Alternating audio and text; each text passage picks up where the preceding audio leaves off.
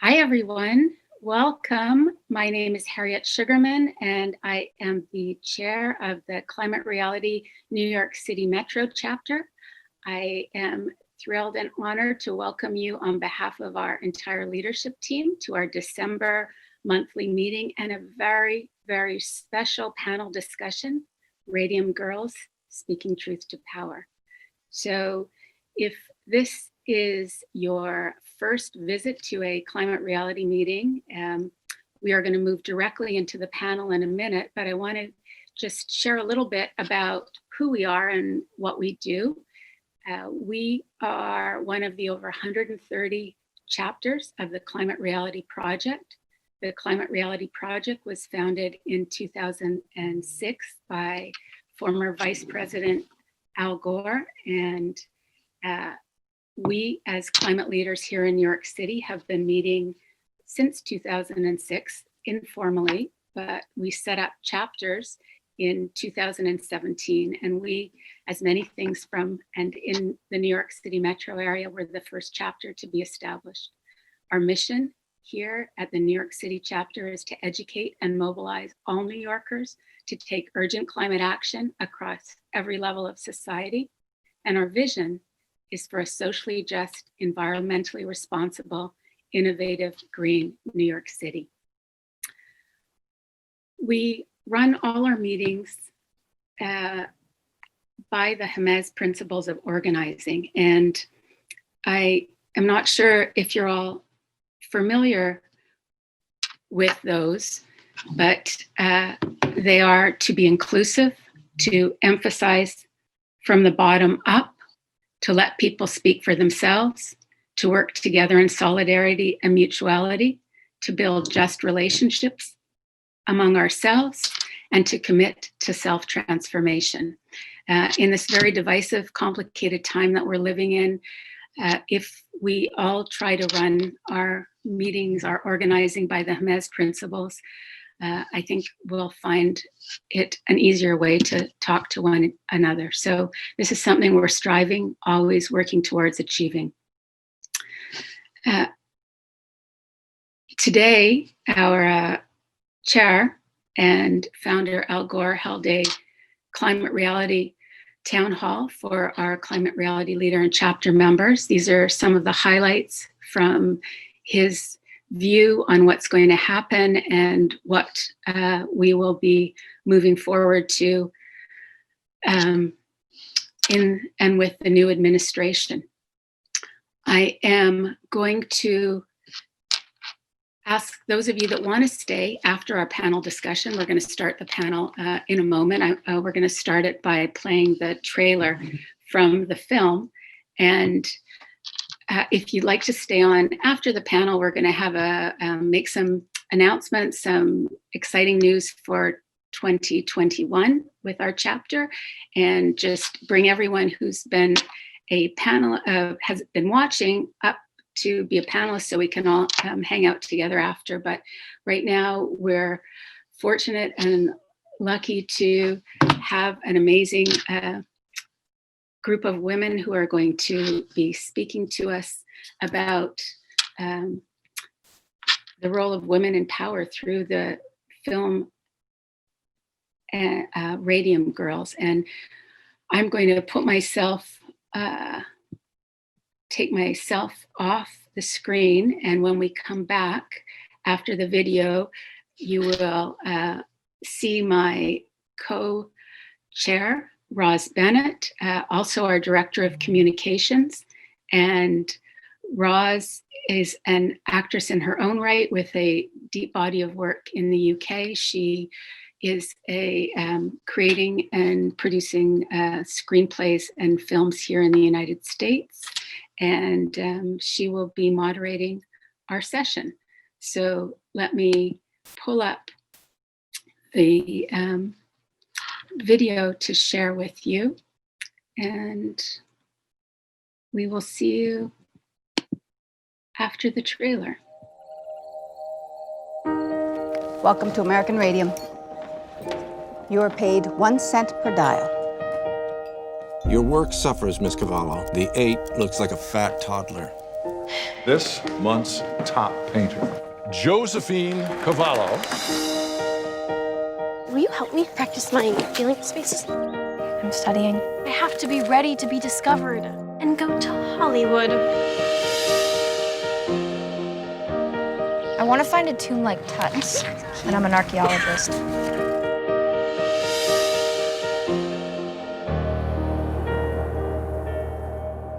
Joe, will you be ready in 5 minutes? Joe? Don't come in, please. Joe? I don't know what's wrong with her. I'm dizzy. My joints ache. I lost a tooth and 2 others are loose. Do you know what's wrong with me? Absolutely nothing. You're healthy as a horse. Where do you work? American Radium. We're dial painters.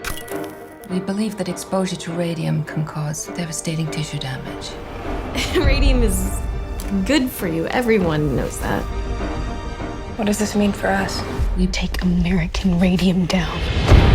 There's a doctor that can test if your bones are radioactive. Bessie, you sound crazy. I'm not losing my job over this. I'm scared. I'm not going back in there. I'm looking for Betsy and Josephine Cavallo. They did a study years ago. They own it. Own research. That's absurd. It's like owning gravity. American Radium is denying the harmful effects of radium. All they have to do is run out the clock. They could drag this out for years. We don't have years. You'll never win. I'm doing it, no matter what. You swear to tell the truth, the whole truth, and nothing but the truth? I do. Everyone put down your brushes. Radium is poison. Bessie, you're trespassing. I won't abandon you. They're trying to silence you. They must be stopped. Really think you can beat American Radium? I am going to make American Radium pay for what they've done. Get Joe out of here right now. We're gonna win.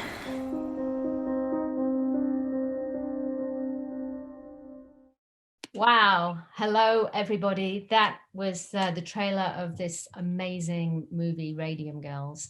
I've seen it now twice. I watched it again today for the second time, and it is so beautiful. It's so well written, acted, shot, directed, and the theme couldn't be more pertinent to all of us. So I'm so thrilled to have this wonderful panel of women that we can discuss. There's Betsy is on. The others, we can turn on our videos and our audios. I see that your audios are some of them off. That's welcome. Ginny. Ginny is a Brooklyn-based writer, director, and researcher. She wrote the film, co-wrote it and co-directed it. It's your first film, and what a start. Welcome, Ginny. Thanks, Roz. It's great to be here. And Lydia. Lydia is the co-director, amazing film producer, she's a 2-time Emmy Award film producer and an Oscar-nominated film producer. You've more recently turned to directing. Amazing movie. Welcome. Thank you. And Colby's our actress. She plays Doris in the movie. She's also a climate reality leader, as is Lydia, which I forgot to mention. Sorry, Lydia. And amongst her acting credits, you can watch her right now on in Amazon's The Boys, which she plays this really stupendous character. I saw that quite recently. And Netflix, I'm Thinking of Ending Things, which I haven't seen yet. Welcome, Colby. Thank you so much for having me. And finally, last but not least, Betsy Southerland. Betsy worked at the EPA for over 30 years. She was a former director of science and technology. And Betsy, you resigned in 2017 because you were just outraged by all the rollbacks that the current administration was doing. And then since then, you've been working with the Environmental Protection Network to try and mitigate everything behind the scenes so we can turn things around. Very great to have you with us. Welcome, Betsy. Thank you so much for inviting me. Yeah, great. So we have this wonderful panel and let's get going. We've got so much to speak about tonight. So Ginny, you co-wrote Radium Girls. Can you just tell us a little bit how you became a screenwriter? Yeah, I was thinking about it. I think I've been a writer since I learned how to read. You really could not tear me away from a book when I was a kid. Literally, you had to really tear it away. Until I started actually doing community theater when I was a kid, and experiencing the joy of watching performers tell stories, and especially in ensemble stories. And so for me, screenwriting is a place where those joys come together, where it's curiosity and imagination and collaboration and the spark that takes something off a page and gives it life. Right, you're a natural. And how did Radium Girls come about? Was it something that you knew about, or how did you find out? It was not something that I knew about. I was working as an archival researcher. I was a couple years out of film school. I studied film, and I was doing research on a documentary about the Manhattan Project and building the atomic bomb. And it was a very obscure reference. They were talking about protecting the Manhattan Project workers, and they said we all remembered the tragic dial painters of World War I, as if to say that because of them, they knew that the Manhattan Project workers needed to be protected. And so I think the Google search I did was just tragic dial painter World War I, which is very cryptic and strange. And I was shocked when a Wikipedia page popped up called Radium Girls. Wow, amazing. And I think a month or two later, my co-writer Brittany Shaw and I had a one-page treatment for a film adaptation. Right. Well, you obviously have, it's a beautiful movie. It's so well written. So you obviously have a passion for women, rising up for justice. Yeah. So we'll talk more about that later. Lydia, so here you are, 2-time Emmy Award-winning producer, Oscar nominated. How on earth did you get into being a climate reality leader? Sure. Well, and I love that I get to say this to this group, but I was an officer in the Producers Guild of America. I have a long track record as a producer in our business, and I had been invited to go to an event at the Sherry Netherland. I thought it was an entertainment event and I was going to represent the Producers Guild, and it turned out I was the entertainment industry, and Al Gore was there and had assembled every head of every major corporation in America. I was just, Walmart on my left, Goldman Sachs, Amex. It was like everybody who was in the room. And he did one of his amazing talks, and I think it was one of the big Earth Day, Earth Week celebrations. And he really said he wanted every leader to look inside their organization, their company, and ask what more can they do to reduce carbon emissions and to take on sustainability as an initiative. So I took that back to the Producers Guild, and it is something that many high-level people in the Producers Guild felt very strongly about. And several of my colleagues and I, who were environmentalists, we had been doing greening on our own sets for a long time. But out of this event, the Alliance for Climate Protection sponsored me and my 3 colleagues to measure carbon emissions on a film production set. And Mary Jo Winkler was doing a Sam Mendes film for Focus Features with Universal. They already had their Universal is Green program. They were thrilled to do it. And it kicked off, we formed PGA Green, which then ultimately forged an alliance with all of the studios in Hollywood who were looking for a third-party group to work with. Producers were the sort of the obvious group if you really want to push sustainability on film sets. And we formed, we over the years developed the Green Production Guide, which I know Colby told me that you're using on your sets. And it's a protocol for sustainability on your sets, but it covers a lot of different things. It has a carbon calculator, it has best practices. And we also, and especially in this time of pandemic, have been really going into education initiatives and really incorporating the idea of new climate narratives, into our approach. So I just want to sort of say that to this group, because it was something that, and then of course we all did the climate training in Nashville, in a big dance hall in Nashville. And it was something that really, we took forward with us into our work with now over, 8,500 producers in America. Wow. So yeah, so that's a little bit, that's just a little bit of something that I thought was interesting to mention. And then we'll come back and talk about how Ginny and I got together, right? Okay, yeah, we can do that. Yeah. Definitely. Okay. Fantastic, but amazing work, because obviously so much, to make the film industry sustainable, that's just what a feat, so kudos to you. Well, it's a hugely wasteful industry, but it's also an interesting place to work, because we're storytellers and we have a bully pulpit, and we have many levels upon which we can work in this realm. So yeah. Great, fantastic. Colby, you're an actress. You played Doris beautifully. I watched it again. You make me laugh and cry all at the same time in that. Oh, thank you. So sweet. What made you want to act? I saw in your bio you started at the age of 11. Yeah, I was just one of those really annoying kids. Those kids that was like, must be on stage. And I kind of, had to ask myself why I want to keep doing this. And I think part of it is like, there's no other option for me. Like, I just have to be part of this, this amazing group of people that just want to share themselves all the time.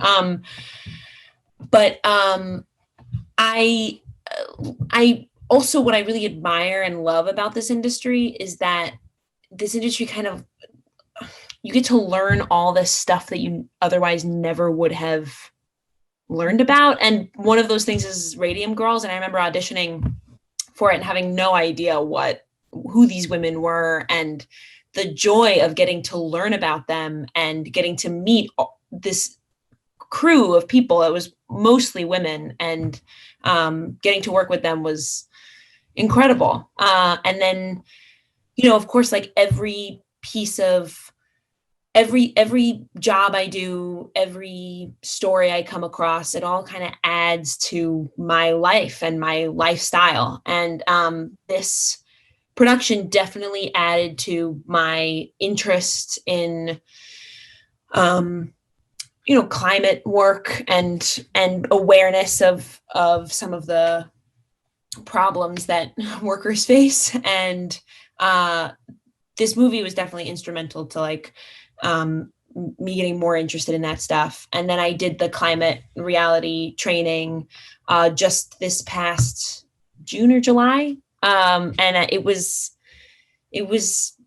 really helped. It blew my mind, first of all, having this community of people, but it also really helped me kind of feel confidence talking about this stuff, because I think about climate change every single day. And it allowed me to anchor some of that anxiety into real action. So it's all connected. It's all part of one big story. So I'm also really honored to be here. I mean, the two things that I really care about, this, acting work and this climate work, are all together in one place. So yay. Awesome. Thank you. And Betsy, you worked for the EPA for over 30 years. And I am curious and did want to ask you, how did you go there? How did you start working with them? What drove you there? I started work there in 1984. There's probably a lot of people on this video who were not alive in 1984. But when I started at EPA, it was really the mission that was so inspiring. I mean, to protect public health and the environment was a whole new mission for a federal agency. Remember, it actually just got started in 1970. So I joined in 1984. At that time, you could actually see pollution. It was visible to the naked eye in the air, the water, and the land.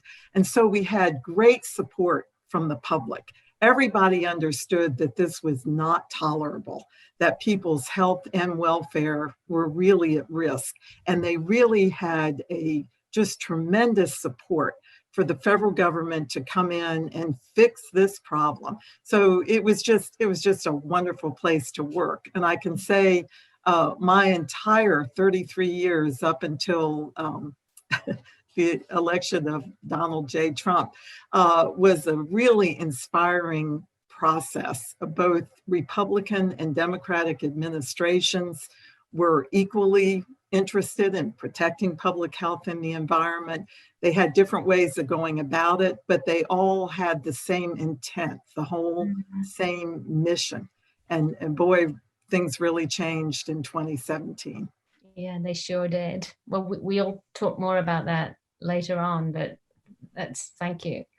I just thought it'd be really good to have a little synopsis about the movie before we move more into the contextual part. So Ginny, Lydia, who wants to take that away?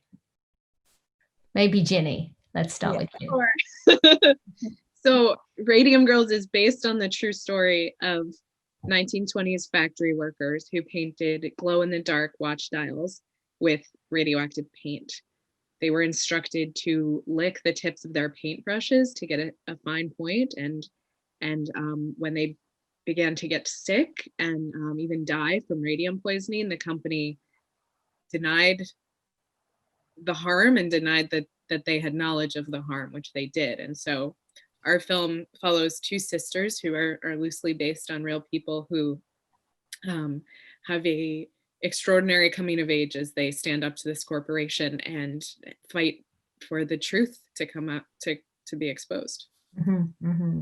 Yeah, very powerful, extremely pertinent to today for sure. When I was watching it earlier on, it's like you feel like you're watching something that is so relevant now, and you look back and you go, my God, it was happening then, and it sort of does your mind in. Is there anything, Lydia, you want to add to that synopsis? I'll just say that, I had been, as you already know now, I had been doing a lot of work behind the, behind the camera, greening sets and everything. And I really had gotten to a certain point where I really should be combining my storytelling career with my environmental passion, and had really spent a lot of time looking for the right project. I really am focused on narrative filmmaking. Mm-hmm. And I heard about this script that Ginny and Brittany Shaw wrote. It won a Sloan Award, which is a prestigious award. And I asked to read it, and read it right away, and was captivated by this idea that the story really is being told through the eyes of teenage girls. Mm. And so that there was this whole idea that, here they are in Orange, New Jersey, with big dreams. One wants to go to Hollywood, one wants to go to Egypt and conduct archaeological digs. And they've got these jobs that are considered, well-paid jobs for the time. And then this whole rude awakening happens. And I was drawn to the period, and Ginny and Brittany had so much experience with the period through their archival research. Mm. We really utilized that in sort of the world building in the film. And so this to me was a very exciting way to sort of talk about a piece of history where something happened.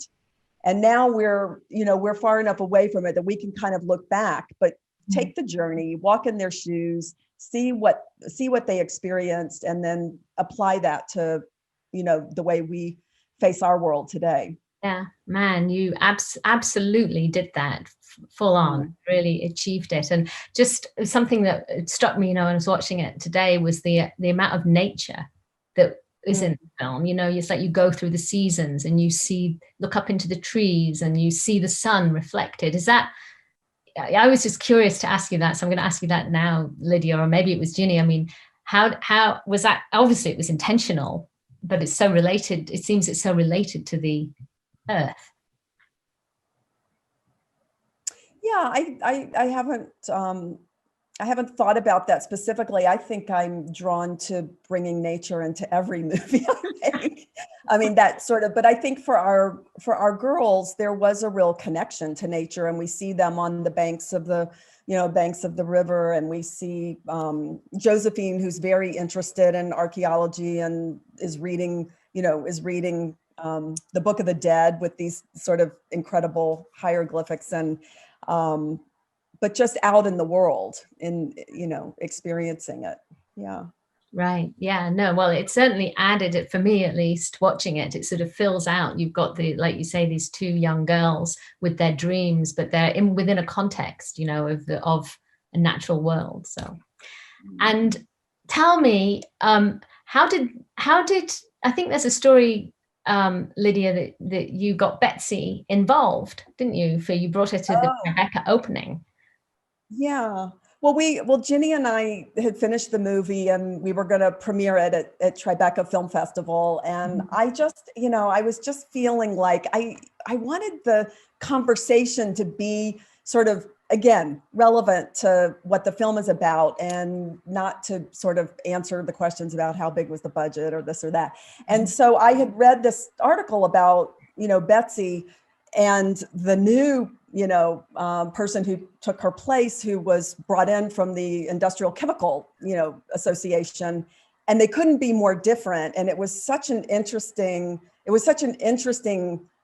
divergence of philosophy. I said, well, I think, so I just called, I don't know how, I just reached out to you. I got your contact somehow. And I said, would you watch our movie? And she watched it right away and said, yes, I'll come. I'll be on the stage with you. And it made for a really dynamic meeting of the minds and the creative forces. And I think people in the audience loved it. It was a big audience that night at the festival.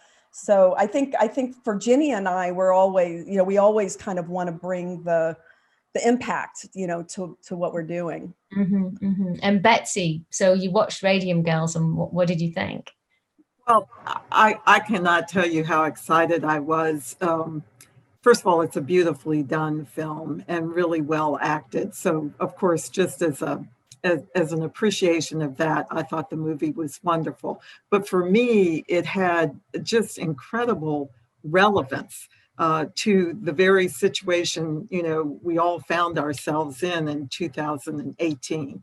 And let me just explain just briefly, and we can go into it in more detail if you're interested. But first of all, I had worked in the Superfund program for 10 years and knew that this was actually a corporation that stayed in business until 1970. So they poisoned these girls in the 1920s. And despite all the publicity, all the legal action, and the incredible suffering they caused, they were in business until 1970.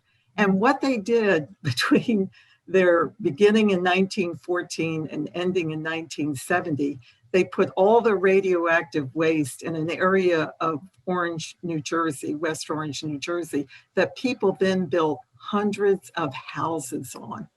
So the Superfund program, brand new in 1980, one of the first sites they had to clean up was this West Orange, New Jersey site, where they had to dig out all the soil around and under these homes. It took them 20 years to salvage that neighborhood.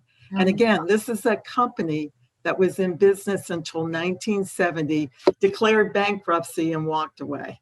It was unbelievable to me. And then the second thing that got me very excited about the film, absolutely, the Radium Corporation invented the actual techniques that are used today by every industry that wants to avoid regulation. They came up with the perfect playbook. First of all, you hide the studies that show your product or your action is causing any harm. You hire scientists who swear, based on their expertise, that they're not causing any harm. And then you discredit anybody who speaks out and says that they are causing harm. And that playbook was used by Big Tobacco to avoid regulation for 40 years when we knew people were dying of lung cancer and heart disease from smoking. And they, in turn, gave that to the climate deniers who use the exact same playbook today to try to say that the climate change is a hoax. So it is very relevant today, this film, even though it's allegedly about just something that happened way back in the 1920s. Yeah, it's. I think that's what's so horrific, and also what's so beautiful about the movie is that you're following this young innocent girl whose eyes, open in such a raw way to this kind of corporate corruption, and to see it, like you say, it's the first time that it's happening. I'm wondering what insights maybe, Ginny, you might have had when you were researching this film, anything that sort of struck you? There's one detail that speaks to this sort of bigger picture in terms of the playbook, because that is one thing that struck me, and really two things. One is that one of the things the Radium Girls did in this incredibly powerful way is that by speaking out and standing up, they forced the Radium Company to go on the record.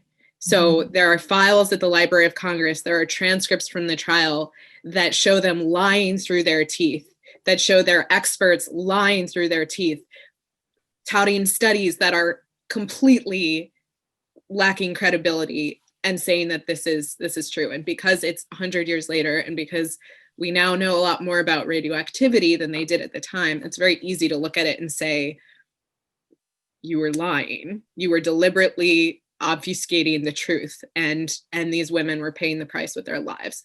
So there was that I learned. And also just like, they left a paper trail. My God, like I went to the Library of Congress, I looked at the letters, the records, like it is there, and it's horrifying, especially the letters, between the Radium executives. It's chilling. Yeah, absolutely. There was a line, that struck me that you've written easier, that Betsy says, no, she doesn't say it, but she's spoken, I can't remember the character who she's with in prison, but anyhow, she says it's easier to believe stories because they make us feel safe. That really struck me as, what we're up against, of how do we, Lydia? Etta says that, and she's the character who is from Tulsa, Oklahoma.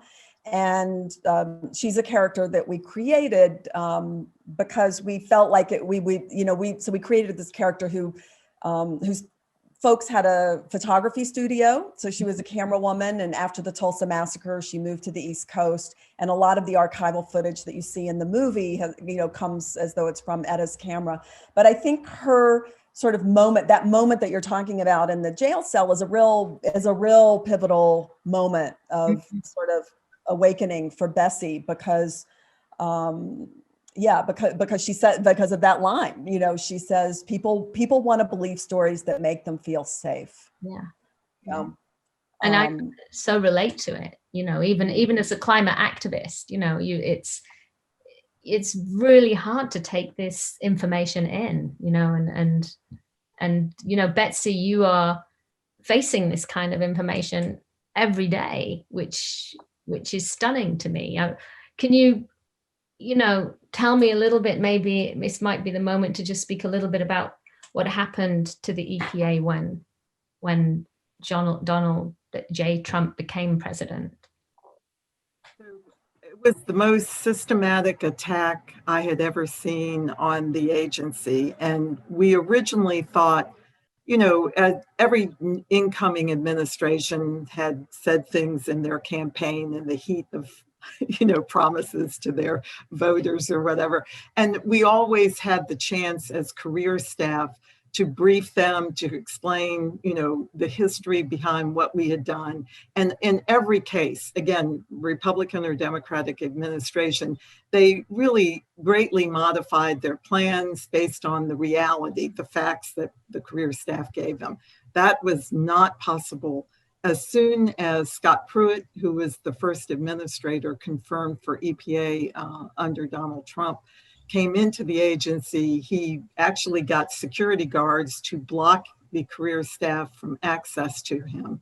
He spoke only to his own political appointees and to lobbyists from various corporate donors to the Trump campaign. And they gave him a list of every rule that they wanted taken off the books. And it wasn't just for climate change and air quality. It was everything they wanted for water quality, for land contamination, every possible rule that they wanted eliminated. And he just, without ever talking to any scientists or engineers or economists at the agency, just directed us to start doing that. And they have now achieved over 80 rollbacks of public health protections. In the 4 years that they've been there, they have actions that are going to continue all the way up to the inauguration of Joe Biden.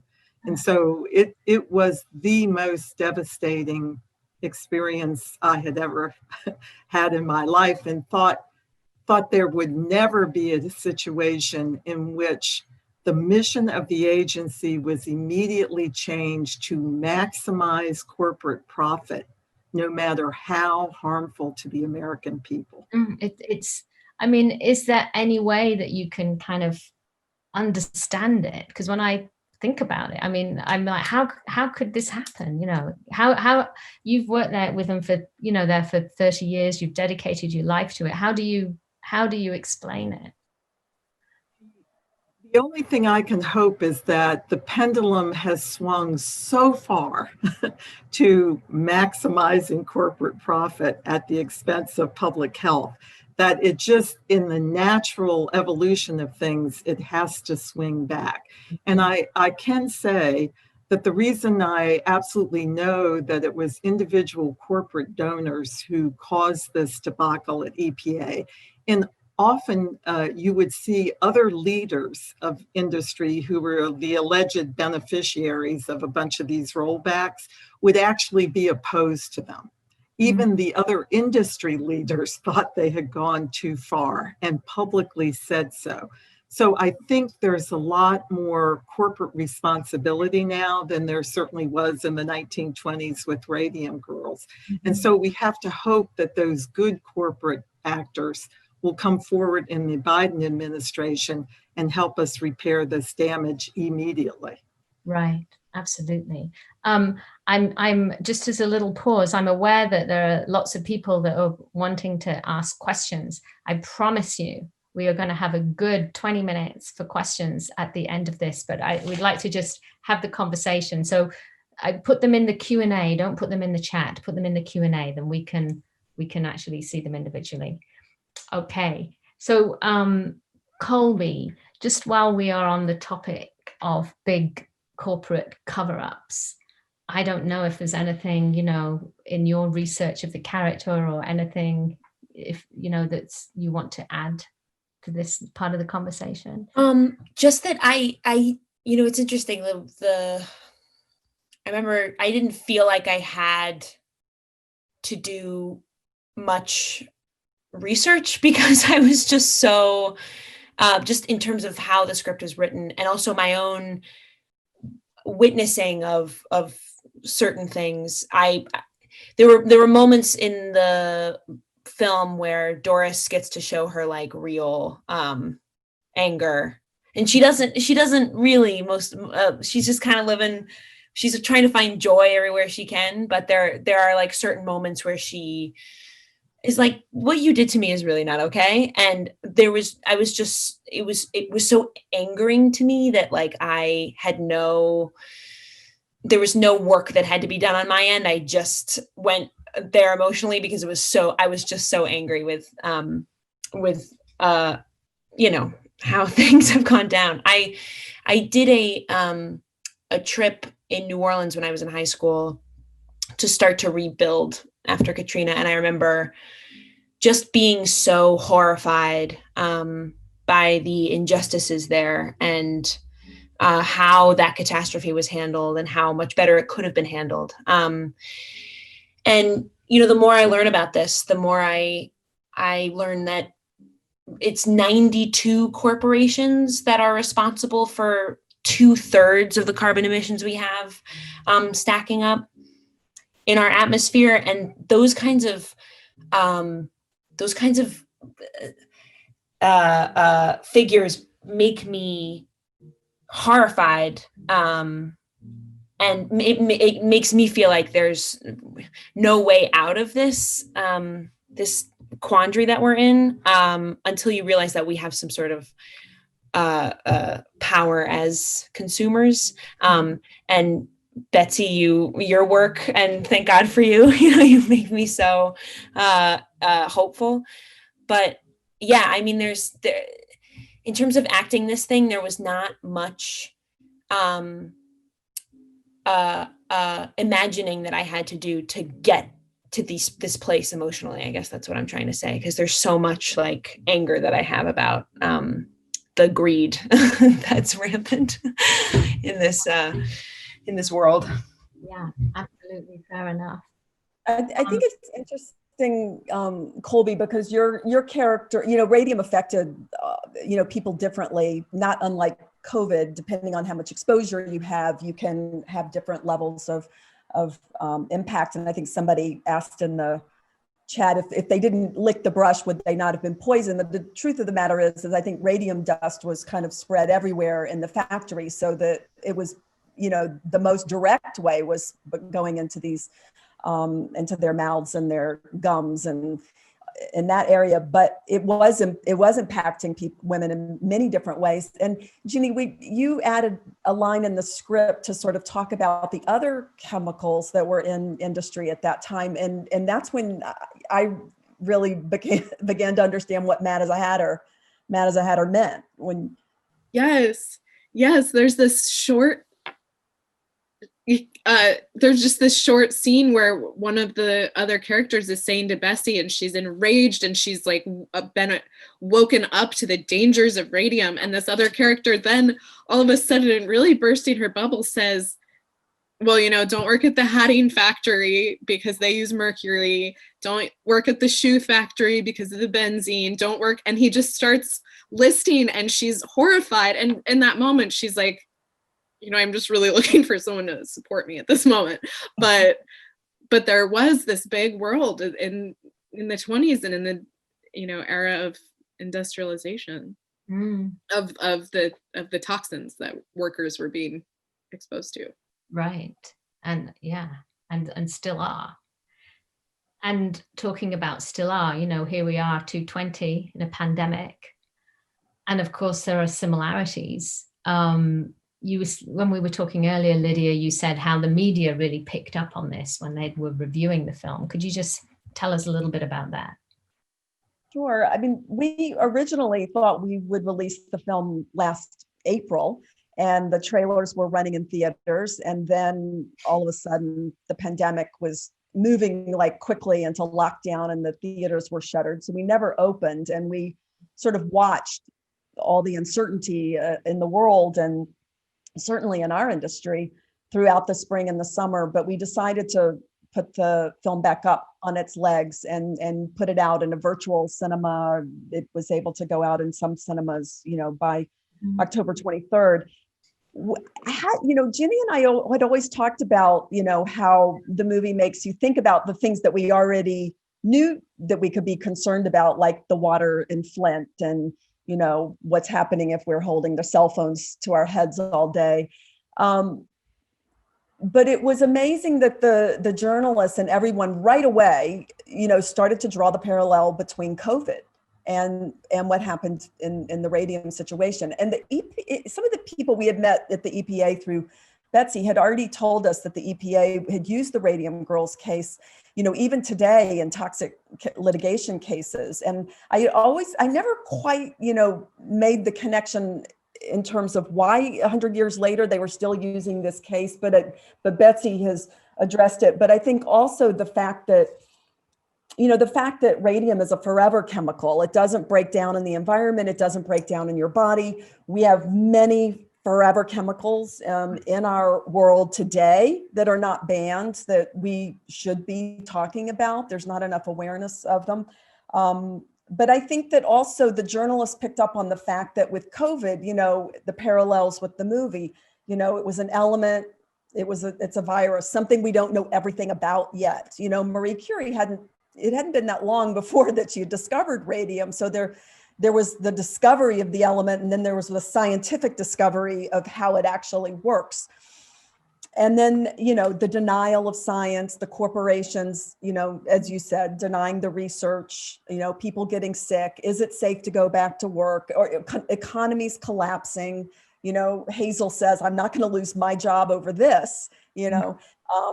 Paula's worried that people are going to blame her for losing their jobs if they make a big stink about this. I mean, that's not unlike a lot of the issues that we're facing with people not coming to terms with the reality of COVID in our society today. So that was just, that was really remarkable how quickly that was picked up on by everybody, whether it was the New York Times or the Hollywood Reporter or CNN or the New Jersey local TV station. They all just started talking about that. Yeah, because we're living it. Do you, Betsy, have you got anything you think to add to the comparison of COVID? And yes, I mean, just as we know where the climate deniers got their inspiration. There were fossil fuel lobbyists who began in the 1990s. At that time, we did have bipartisan support for concerns about global warming. And man, they put some serious money into the Republican Party. And they succeeded in turning the Republican Party, in most cases, except for a few exceptions today in 2020, they are pretty much climate deniers. And then I see in 2020 that President Trump was able to succeed in getting the Republican Party to really be pandemic deniers. That's why we still have people today in my state. We have a newly elected representative to Congress who is still saying that it is a hoax.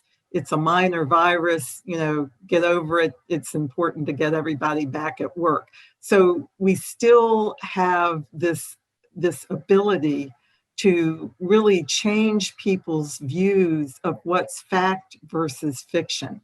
And that's really frightening to me, because I think I always assumed with education, we would come to more agreement on how to address problems. And it seems resistant to fact now in our culture. No, which when we spoke about this the other day, I remember you held your hands in the air and said, how do we communicate? How can I communicate this if people are not, this is such an opposition of viewpoints. There isn't an objective truth. And that brings us to our next theme, which is, does art and film, this form of communication, has it got the ability to actually impact us in a deeper way? Because the science, obviously now it's politicized, but we also have this kind of cutoff. We just can't absorb it. And, I'm a real believer that art and film can pierce our hearts and pierce our empathy. Colby, let me know what you think about this theme. Yeah, I mean, maybe it's just me justifying not being a nurse right now, but I do feel like our work is important. I do think art is important. Telling stories is something that we as humans have done since we've been humans. And I do think, especially now when, like you were saying, Betsy, information seems to be opinion-based rather than fact-based. I think empathy is a valuable currency. And when we see a story being told about somebody and we connect to it, we can suddenly act upon that feeling. And one of the quickest ways to do that is through film and TV. And I always cite, I love that movie, Erin Brockovich, and I always cite that movie as like a perfect example of you watch that and you're like, oh my gosh, she could do it. I could do it. You feel like there's possibility there. But I also feel, as an actor, I just in the past few months have started getting, because of The Boys and because of Fear the Walking Dead, I've been getting more people just following what I do. And I, advocate for a waste-free lifestyle and going vegan and just being aware of where your dollar is going and, only supporting sustainable companies and stuff like that. And I have found it's like the biggest joy to me to see people getting inspired by that, just because I, post something stupid on Instagram and people are like, oh, okay, yeah, I'm not going to use plastic bottles anymore too. And just that tiny transaction, to me, it's like, if I get to tell stories and get paid telling stories, and I can, inspire somebody to not use a plastic water bottle, like, I have a great life and I'm happy sharing that kind of information, So, the short answer to your question, yes, I do think art is important. Yeah, it's a service really to humanity. I mean, there's truth, goodness, and beauty. And I wished I'd done my research to think about this, but I'll give a stab, because I heard once somebody said, the truth comes first, which is the science, I guess, but it doesn't really get embodied until you have the beauty. And I really believe that, and I guess it's with the embodiment of that. Now I'm making it up, but the beauty, the truth, and the beauty is where you then get the goodness that comes out. And that's my. I mean, can't tell you how much I cried watching Radium Girls for the second time. I was in bits, and it's just all proof to me that it just touches you. And I think what really touched me is these young girls, the beautiful relationship that you've created, Lydia and Ginny, with these two young women with their aspirations, and you love them, and it breaks your heart that our eyes have to open to this world. Why can't it be like the Polar Express? Anyway, Ginny, I think, because time's moving on. Ginny, you're the originator of this. It's your voice. That's a big deal. I mean, I'm a real sort of fan. It's your voice too, Lydia, and yours, Colby. I mean, it's all our voices, of course it is. But you started with the blank page, Ginny. And I'm just like, what? In fact, before you go, I just want to read everyone. There's like a poem at the end of the film that's written that I just think is beautiful. So if you bear with me, I wrote it out and I want to read it, because this is, to me, what I felt that your voice was. But here we go. It says, "Mayest thou be at peace with me. May I advance upon the earth. May I crush the evil one. May I live in the season of revolution. May the light of my soul detect shadows of evil. The doors of perception open. What was hidden has been revealed. I am restless. I smell a change coming. The shape of truth is coming. Let me fly to the far edge of sky. Let me rest in the folds of the earth. I am a child of eternity." Beautiful. Oh, go ahead. No, please. I was just going to say, do you know what is so beautiful about that is it was written about 2,000 or 3,000 years ago. Wow. Not by me. You're so old, Ginny. And it was translated more recently, but it's from the Egyptian Book of the Dead. And there's something about this translation that Lydia and I and Brittany Shaw, the co-writer, just loved and couldn't believe how it just felt like it spoke to the girls in the story and to us right now. And may I live in the season of revolution, like the fact that that's in like the hieroglyphs that translate to that are in an ancient text is really powerful. Absolutely. And so I'm just assuming that must be deep down a part of what drew you to write this a beautiful story. Yeah, I just couldn't imagine, and this is where Brittany Shaw, who we wrote the script together, we were roommates in film school, and something we talked about a lot was just like, what would it be like to be a teenager and to have your world turn upside down in this way. You know, like whether you're Bessie or Joe or Doris, you have ideas of what your life could be like, and you have questions about what your life could be like. What should my life be like? What do I want? What am I drawn to? And Joe wants to go to Egypt and be an archaeologist, and Bessie wants to be famous, you know, and be an actor. Something I'll say in relation to that is it struck me just as you said that, you know, young people today are dealing with this crisis, you know, with the climate crisis. And it was interesting when you were talking to Betsy, I was thinking, there's a great thing going around when coronavirus had just started, and there weren't the coronavirus deniers yet, but there was this thing going around that said the climate crisis needs Corona's publicist.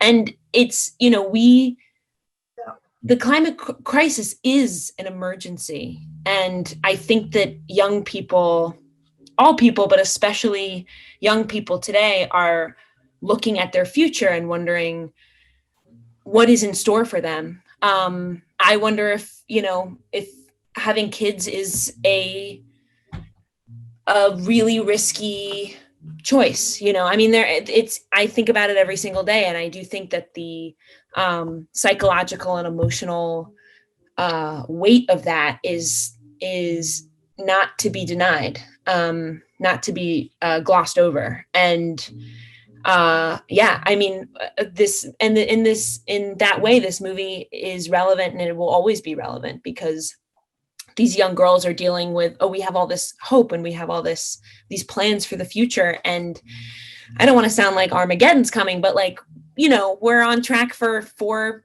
degrees of warming, and you know, we're like trying to get to 2, and when 1.5 is really the limit, and you know, we're risking quite a lot here. And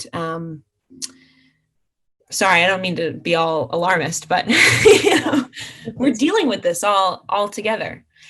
So, and I think that's part of what we're speaking about is, you know, how do we deal with the reality? If we can't handle the science, can art help us respond? Because it's hard. You just want to kind of like cut off. And I think there's all levels of climate denial. It's not just the obvious deniers, you know, there's a deeper denial that I even feel in myself, because it's like, how do we cope with it? So yeah. Lydia, anything else you want to add to the art and film? Oh, no, I think that storytelling is really important. There's this saying that the shortest distance between two people is a story. And I think that that's a power that we just can't underestimate, that filmmakers can't underestimate, that we have. And I think that, you know, the more responsible we can all be as storytellers in terms of really trying to convey what the world is that we want to live in.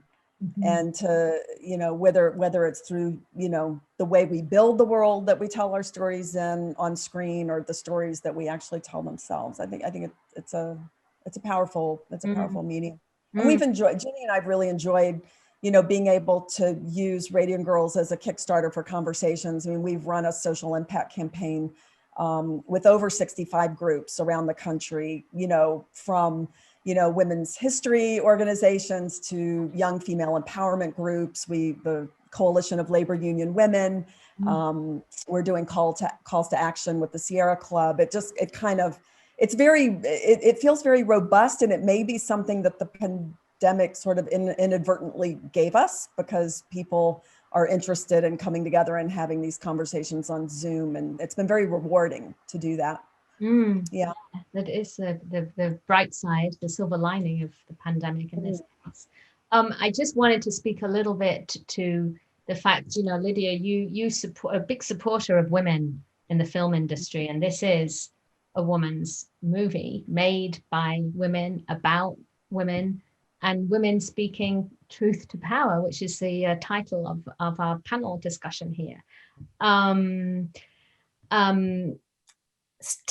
just speak to that, because I love the way that you integrated, the archival footage, how you had not only, I guess, the women's right to vote coming into the picture, but also racial justice. I thought all of that was just fantastic because it kind of grounded us. But just, tell me about, because you obviously do have a passion to bring women together in the film industry, Lydia.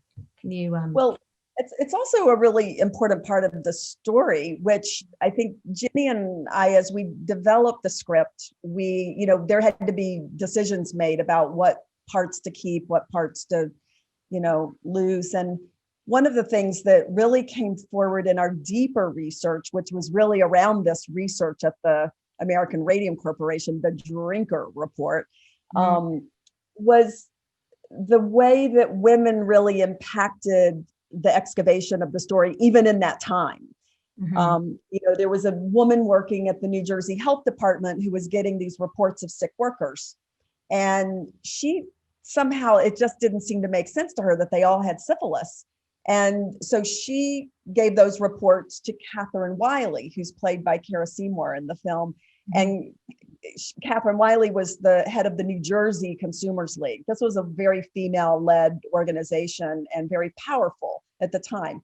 Catherine Wiley knew Alice Hamilton. Alice Hamilton was the first female professor at Harvard University. She was a physician, she was a scientist, and she was a leader in industrial toxicology and occupational safety. And she had groomed in Hull House with Jane Addams in Chicago and had been visiting all of these sites of the industries and was very, very concerned about this issue.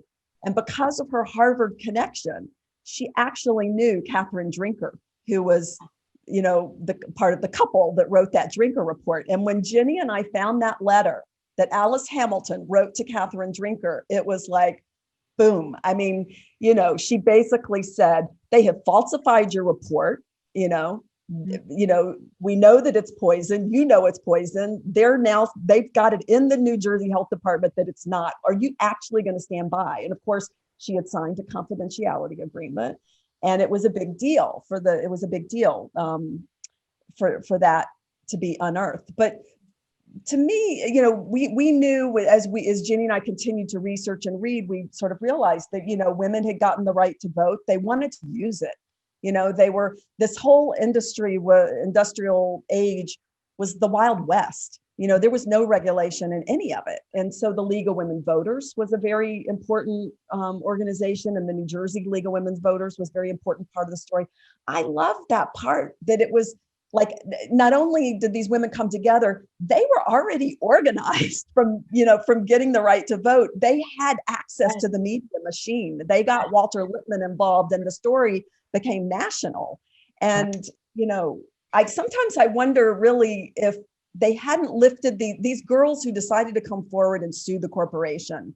Once they were going to stand up, these other women were waiting to lift them up and to really just say, let's all use our collective voice together. And I love that part of the story, because I feel like that's kind of what's happened in our country just now. We've all sort of seen what happens, if we actually use our vote, if we actually sort of believe in the power that our vote matters, So I think, so that part was something, that Ginny and I came to, and we felt like, this is really an important piece of the story. We actually went back in post-production and filmed a couple more scenes to support that element of it, because it also gave us a sort of an empowerment way to come out of the story at the end. You've got this character in the beginning, Agnes, who is just coming to work for the first time, and she's watching throughout the whole story, and at the end she's the one out there with the sign that says, "Women, use your vote."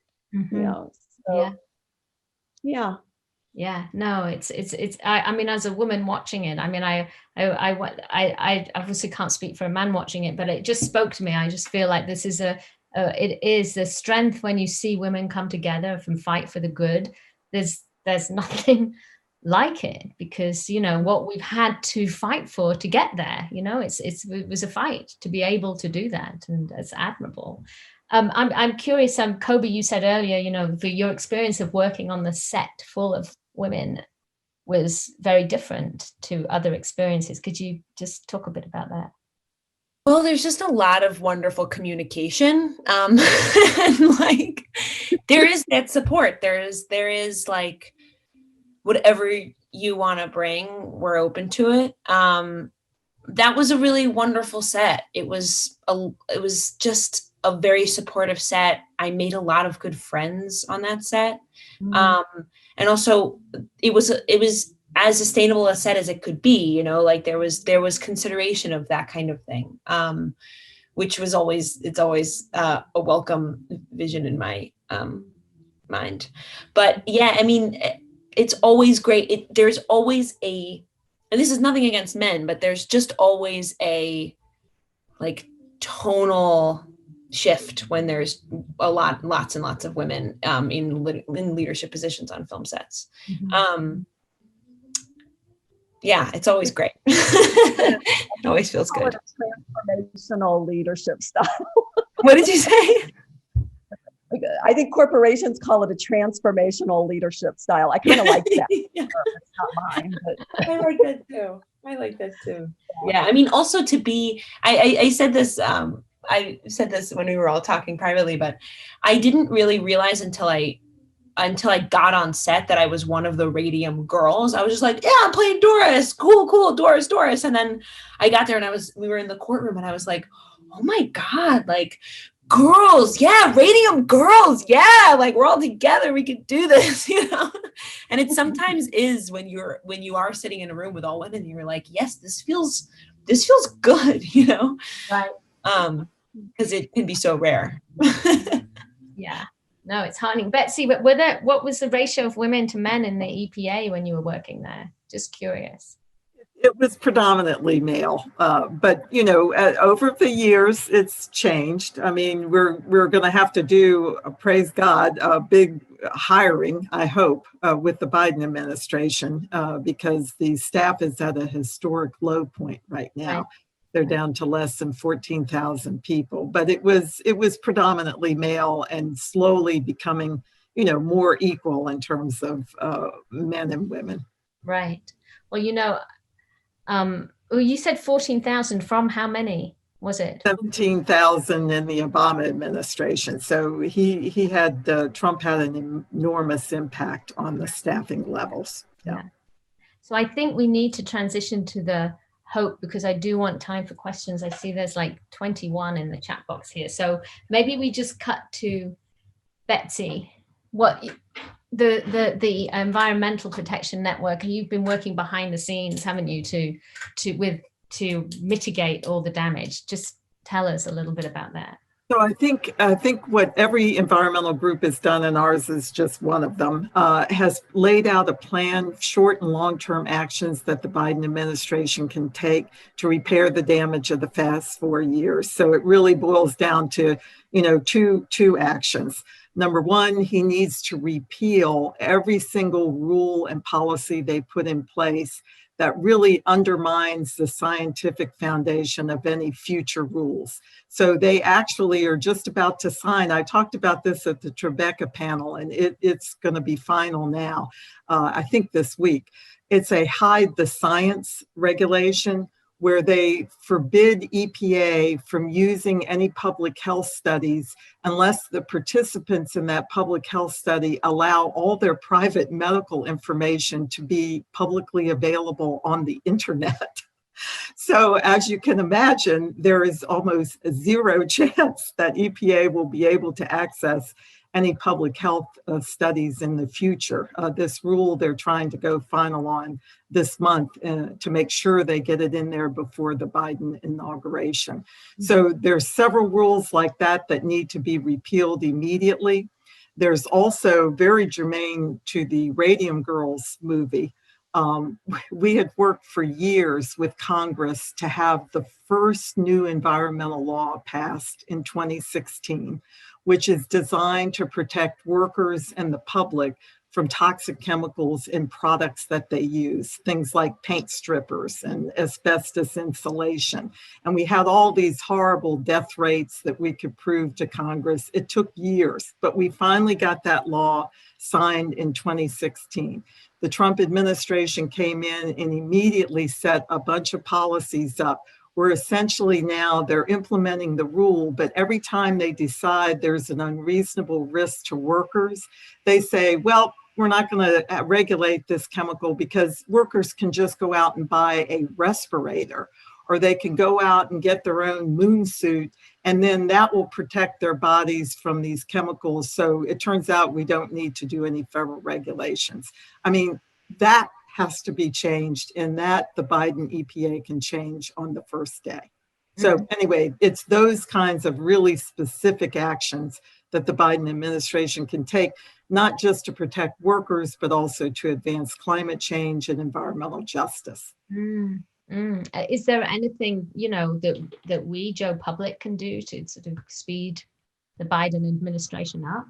I think what's going to have to happen is the Biden administration may need some additional legislation, and that's when the public can really weigh in. They're going to try, I'm certain, in the first 2 years anyway, particularly if the Senate doesn't flip, to do as much as they can through just executive action. But if they need, and they really do for climate change, to be more, aggressive in that area, they really need new legislation. And it's just not going to happen unless you get a Democrat control of the Senate. Right. So, yes, you need to unmute. Yeah. Just a quick question for you, Betsy. Is there a way to create like a person or a cabinet or like a group within the administration that can work on climate change without needing approval of Congress? Yes, so we do have specific authorities right now, but they're not broad enough. It turns out, if you think about the Clean Air Act, which was passed in the 1990s, they thought the big problems were soot, smog, and acid rain. Notice, no greenhouse gas in that legislation. And right now we have the most conservative Supreme Court ever in the history of the country. So if we try to be real liberal about interpreting the Clean Air Act to try to take real aggressive action on greenhouse gases, there's a good chance they'll smack us down. So we need to be very surgical without new legislation in doing things that we only have clear authority for. Right. Wow. I commend you. So let's thank you so much, everybody. I mean, it's just wonderful to speak. I feel I could speak for another 2 hours, but we've got some questions. We've got 21, but we're not going to get through 21. So I'm just going to start here. This is to Betsy. My husband works for the EPA Superfund program in Region 8, Denver, Colorado. Through my relationship with him, I've been introduced to so many dedicated, committed EPA employees. What can you say about the current administration, how the current administration has impacted workers like these? I think they're totally demoralized. I think what I have done in the 4 years since I've been out of the agency is just beg people to stay there and to wait for the Biden administration now that we know that help is coming. And I can tell you my phone almost exploded on November 7th from all the current EPA people who texted and phoned and emailed, because that was the day they declared Biden the official president-elect. So I want everybody to hang in there. We need every dedicated, talented person that we now have on the staff, and we just need to have a chance to build the staff level back up. Great. This is from Marcia Bailey. She says she hasn't seen the film yet, but about how many women were involved or exposed? Do we know what relative number of deaths and non-fatal cancers ensued from these exposures? Were any compensated by the company in any way? Of course, if you see the film, you'll, I guess you'll see the answer to that. But so watch the film, Marcia. But yes, how many women were involved, exposed? There were, oh, go ahead, Lydia. I was gonna, so there were factories around the country. As far as I know, there's not a concrete number of fatalities. I think for a lot of reasons, there weren't, some people didn't know, some people didn't want to speak out. And then again, at the time, it was getting covered up in a lot of different ways. And then people were also, sometimes with the dust exposure to the particles, it could sort of take different shapes in terms of how it affected people. So there were some Radium Girls who I believe were part of a study at the Argonne National Laboratory, but so that might be a jumping off point if you're curious. Right. The next, Betsy, earlier on you talked about the taxpayers paying to clean up the radioactive waste. Can you expand on that? Yes, the 1980 Superfund Act was very powerful. If there's any responsible party that has any funds left at all, the federal government can take those funds from the responsible party and pay for the cleanup. If, however, the responsible party for the contamination is bankrupt or out of business, or, and sometimes they would just lock the doors, leave steaming vats of chemicals and disappear, then the taxpayer pays for that. In the early days of the Superfund program, they had a tax on industry that funded those private cleanups by the federal government. That tax expired in the 1990s and has never been reinstated. So right now it's you and me, our taxes pay for those cleanups. Oh my God, it's terrible.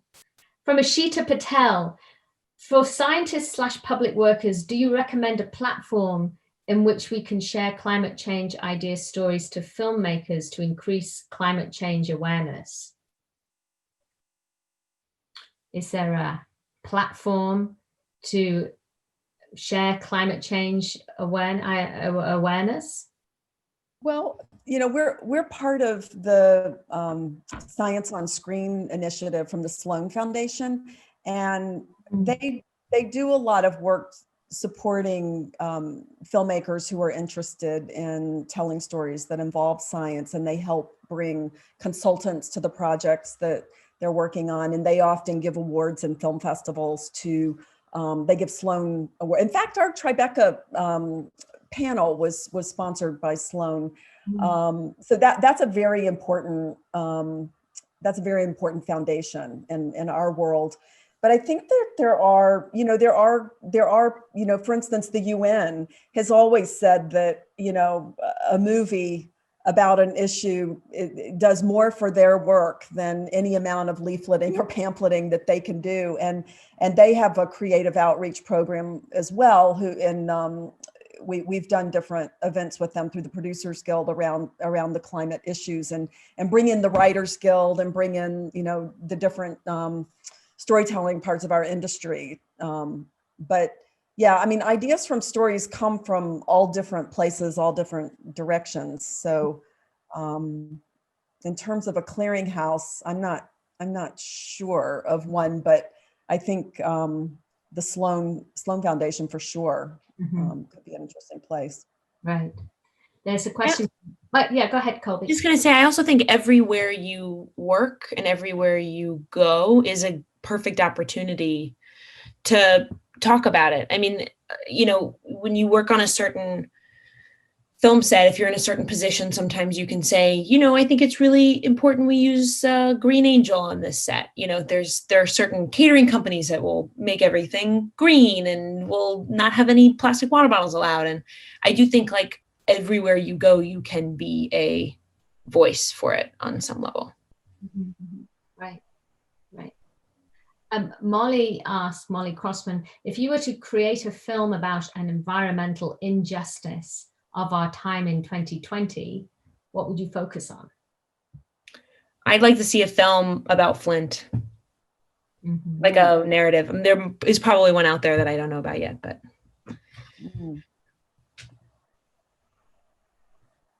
Ginny, anything to say on that? Well, I do. This is a few years ago, and there actually are 2 films about this that I believe were made in South Korea. There's young female workers at Samsung semiconductor factories were developing rare brain cancers and dying in their early 20s. It was something we were learning about as we were developing the Radium Girls screenplay. So this was maybe 5 years ago, and it was the playbook, it was the denial, you didn't get sick here, you can't see our studies, we're going to delay the lawsuit until there is no more lawsuit, because the women were dying. And so 2 films about that have been made in South Korea, one fictional and one documentary, if not more, but it's not something that's very well known here at all. And semiconductor chips, like those are in, it's Samsung making them, but those chips are in everything that we use. So I think that is a story I hope. Yeah. Betsy, this is for you. Could you explain, this is from Jennifer Back, could you explain why staying in the Paris Agreement is so important for the US? And then in her opinion, she's saying because it's an awfully expensive treaty to be part of, yet with no defining metrics on becoming a contributing country to make sure the Earth doesn't heat up more than 2 degrees. So I think the climate change action is going to take every creative bone in every person's body worldwide. I mean, we're going to have to think of all kinds of creative approaches. It can't just be regulation. It's going to have to be a lot of, non-regulatory, consumer pressure. The banks now, investors now are bringing pressure on corporations to reduce emissions. We need really to have the broadest, most comprehensive approach to address climate change so that it isn't just, a regulation only playbook that we're using. We have to be more creative and more welcoming also to alternative forms of energy that can help us electrify but still decarbonize. Mm-hmm. Mm-hmm. Regina Valdez also asked, Betsy, can the rollbacks be rolled back? I mean, you did speak to that, but she's asking how much harm has already been done. And so there's harm already because as rules that would have had pollution controls in effect by 2018 at the latest have now been rolled back to 2024 and sometimes just taken off the books. So what the Biden administration will have to do, though, they will have to decide surgically which are the most important public health protections they need to get, addressed from the Trump rollbacks. Remember, they rolled back over 80, and they have the lowest staff and the lowest budget in the history of the agency when Biden comes in. So he's really going to have to look at the few actions he's going to be able to take. To repeal a Trump rule, it would take about 2 years. If you want to repeal it but replace it with a new requirement, 4 years. Wow. One thing I just want to add to I just want to say, first of all, Betsy, I am obsessed with you and I thank you for all of your work. But something I'll add to Jennifer's question before is that there is a huge economic incentive for us to switch to green energy. And that switch, yes, has to be done in a controlled way and slowly, otherwise, otherwise catastrophe can happen. But there's huge economic incentive. And the more that we invest in green energy, the more jobs can be created and the better will be for our environment. Also, we as individuals can be really choosy about where we put our money. If we put all our money in these huge banks that invest in fossil fuels, for example, Chase Bank invested $268 billion in the past 4 years in the fossil fuel industry.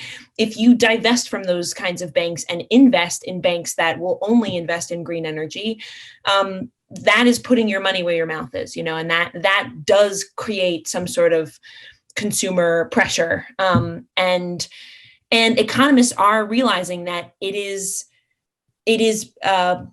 more economically helpful for us to invest in green energy now and invest in lowering our carbon emissions now than it will cost something like $600 trillion to deal with the catastrophic effects of climate change if we allow the Earth to heat up 2 degrees Celsius. So like, it's much better for us to spend that money now than later.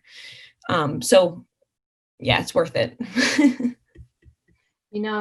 On that note, I think we've come to the end at 7:29. I'm sorry we didn't get to all the questions. We got so much, but thank you, everybody. Thank you, Betsy, Lydia, Colby, Ginny. Thank you so much. It's just been my absolute pleasure to speak with you all tonight. I've loved it. Thank you for the movie.